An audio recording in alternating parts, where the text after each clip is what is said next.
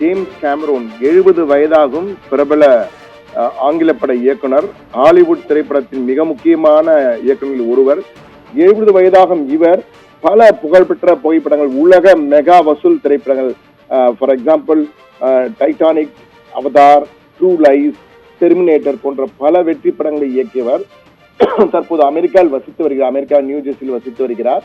தற்போது அவருடைய பேட்டி ஒன்று மிகப்பெரிய அளவுக்கு ஒரு அதிர்வுகளை ஏற்படுத்தியிருக்கின்றதான் கூற வேண்டும்.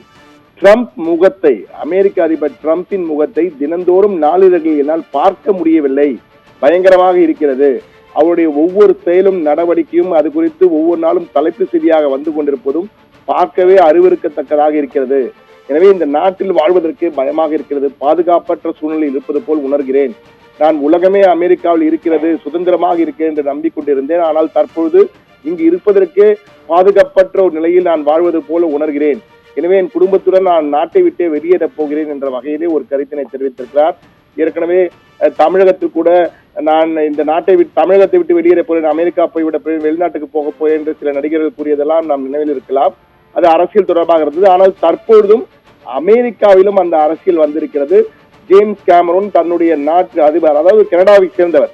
ஜேம்ஸ் கேமரூன் கனடா நாட்டை சேர்ந்தவர். அவர் அமெரிக்க பிரஜை அல்ல, அமெரிக்காவில் தொடர்ந்து வசித்து வருகிறார் சிறப்பு அந்தஸ்திலே. தற்போது அவர் நியூசிலாந்துக்கு போகலாமா என்று பார்க்க, நியூசிலாந்தில் தான் அவர் தன்னுடைய அவதார் படத்தை எடுத்தார். அப்பொழுதே அங்கு மிகப்பெரிய பண்ணையெல்லாம் வாங்கி போட்டிருக்கிறார். எனவே அங்கு போவதுதான் சரியாக இருக்கும், அங்குதான் சுதந்திரமாக இருக்க முடியும். அமெரிக்காவில் தற்போது நிலவும் சூழல் தன்னுடைய வாழ்வியலுக்கு ஏற்றதாக இல்லை, இங்கு பாதுகாப்பற்ற நிலையில் இருப்பதாக நான் உணர்கிறேன் என்ற வகையிலே அவர் பேட்டியிலே தெரிவித்திருக்கிறார். இது ஒரு பெரும் சர்ச்சையை ஏற்படுத்தியிருக்கிறது. என்றால் அவர் கூறியதை பார்க்கும் பொழுது இது அவருடைய முகத்தையும் அவருடைய செயல்களையும், அதிபர் ட்ரம்பின் முகத்தை தினந்தோறும் நாளிதழ்களில் பார்ப்பதும் அவருடைய பேட்டிகளை தொடர்ந்து படிப்பதும் ஹாரிஃபையிங் எக்ஸ்பீரியன்ஸாக இருக்கிறது.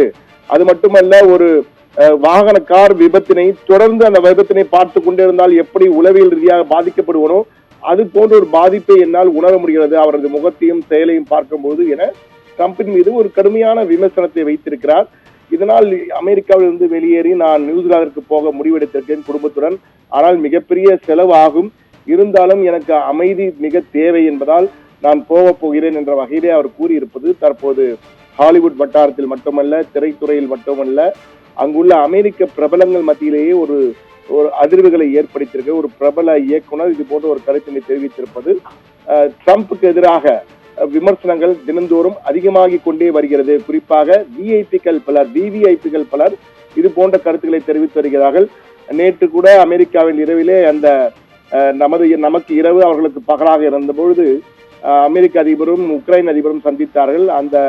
அந்த பேட்டி அவருடைய ஓவல் ஆபீஸ் என்று அழைக்கப்படுகின்ற வெள்ளை மாளிகைக்குள்ள மிகப்பெரிய அலுவலகத்திலே அமெரிக்க அதிபர், உக்ரைன் அதிபர் மற்றும் துணை அதிபர் வான்ஸ் ஆகியோர் பேசிய பொழுது அந்த நடுவிலே அந்த பேட்டியிலிருந்து அவர் எழுந்து சென்றது, கோபம் கொண்டு எழுந்து சென்றது, வஞ்ச புகழ்ச்சியின் மூலமாக உக்ரைன் அதிபரை அவர் வெறுப்படைய செய்தது போன்றவை எல்லாம் வெளிப்படையாக டிவியிலே அனைவரும் பார்த்துக் கொண்டிருந்தார்கள்.